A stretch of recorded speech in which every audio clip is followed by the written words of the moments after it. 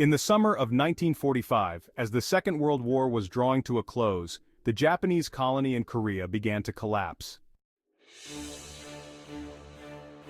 Divided at the 38th parallel into two spheres of influence, the South was administered by the United States, the North by Russia.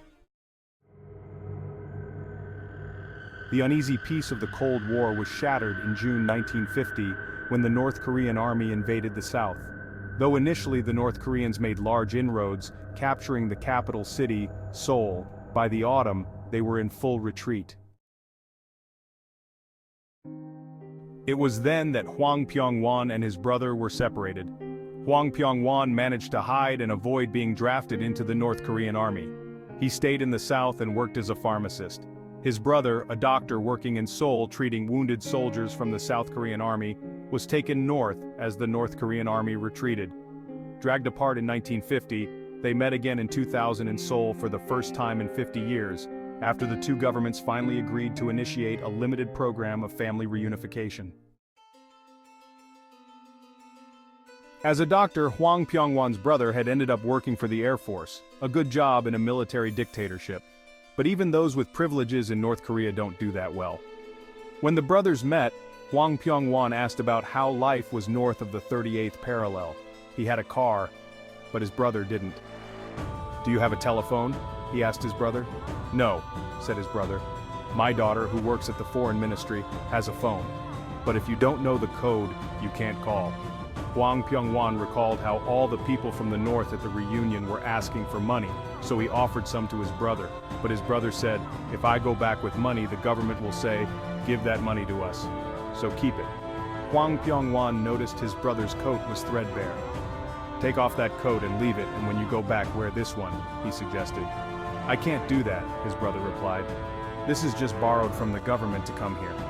Hwang Pyong-Wån recalled how when they parted, his brother was ill at ease and always nervous as though someone were listening. He was poorer than Hwang Pyong-Wån imagined. His brother said he lived well, but Hwang Pyong-Wån thought he looked awful and was thin as a rake. These striking differences are not ancient. In fact, they did not exist prior to the end of the Second World War.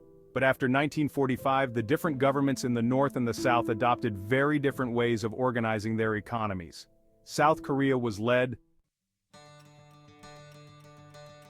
Meanwhile, in the South, economic institutions encouraged investment and trade. South Korean politicians invested in education, achieving high rates of literacy and schooling. South Korean companies were quick to take advantage of the relatively educated population. The policies encouraging investment and industrialization, exports, and the transfer of technology. South Korea quickly became one of East Asia's miracle economies, one of the most rapidly growing nations in the world.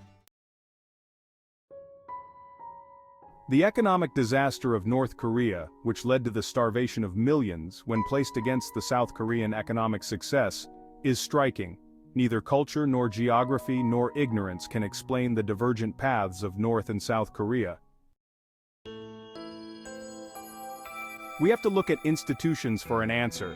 Countries differ in their economic success because of their different institutions, the rules influencing how the economy works, and the incentives that motivate people. Imagine teenagers in North and South Korea and what they expect from life. Those in the North grow up in poverty, without entrepreneurial initiative, creativity, or adequate education to prepare them for skilled work. Much of the education they receive at school is pure propaganda, meant to shore up the legitimacy of the regime. There are few books, let alone computers. After finishing school, everyone has to go into the army for 10 years.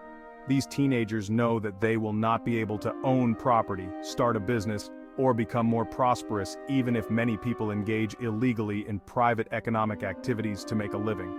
They also know that they will not have legal access to markets where they can use their skills or their earnings to purchase the goods they need and desire. They are even unsure about what kind of human rights they will have. Inclusive economic institutions, such as those in South Korea or in the United States, are those that allow and encourage participation by the great mass of people in economic activities that make best use of their talents and skills, and that enable individuals to make the choices they wish. To be inclusive, economic institutions must feature secure private property, an unbiased system of law, and a provision of public services that provides a level playing field in which people can exchange and contract. It also must permit the entry of new businesses and allow people to choose their career. Latin America illustrates a general principle. Inclusive economic institutions foster economic activity, productivity growth, and economic prosperity. Secure private property rights are central, since only those with such rights will be willing to invest and increase productivity. A businessman who expects his output to be stolen, expropriated, or entirely taxed away will have little incentive to work, let alone any incentive to undertake investments and innovations. But such rights must exist for the majority of people in society.